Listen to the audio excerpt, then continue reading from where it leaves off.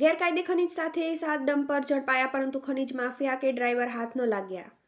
સુરેન્દ્રનગર જિલ્લામાં વઢવાણ નાયબ કલેક્ટરની ટીમના દરોડા. વઢવાણ પાસેથી 3 અને કોઠારિયા પાસેથી 4 ડમ્પર સહિત 2 કરોડથી વધુનો મુદ્દામાલ જપ્ત.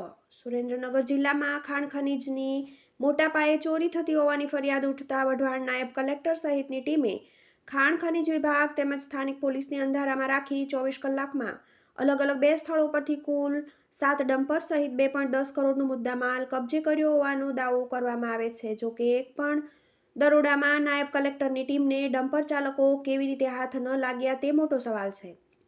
શું તમામ ટ્રક ચાલક વિના દોડતા હતા કે પછી અગાઉથી દરોડાની જાણ થઈ ગઈ હતી કે કેમ, તેવા સવાલો ઊભા થયા છે. સુરેન્દ્રનગર જિલ્લામાં ગેરકાયદે ખનીજોનું ખનન અને વહન સામે કાર્યવાહી હાથ ધરવામાં આવી છે. તારીખ 9 ડિસેમ્બરના રોજ મોડી રાત્રે સુરેન્દ્રનગર લીંબડી રોડ પર વઢવાણ પાસેથી ગેરકાયદેસર ખનીજ સંપત્તિનું વહન કરતા 3 ડમ્પર સહિત અંદાજે ₹90 લાખથી વધુનો મુદ્દામાલ કબજે કરી વઢવાણ પોલીસ મથકે સીઝ કરાયો હતો. જ્યારે સતત બીજે દિવસે સુરેન્દ્રનગર લખતર રોડ પર કોઠારિયા ગામ પાસે ચેકિંગ હાથ ધર્યું હતું, જેમાં ખનીજ સંપત્તિ સહિત 4 ડમ્પર મળી ₹1.20 કરોડનો મુદ્દામાલ કબજે કરી કાયદેસરની કાર્યવાહી હાથ ધરી હતી.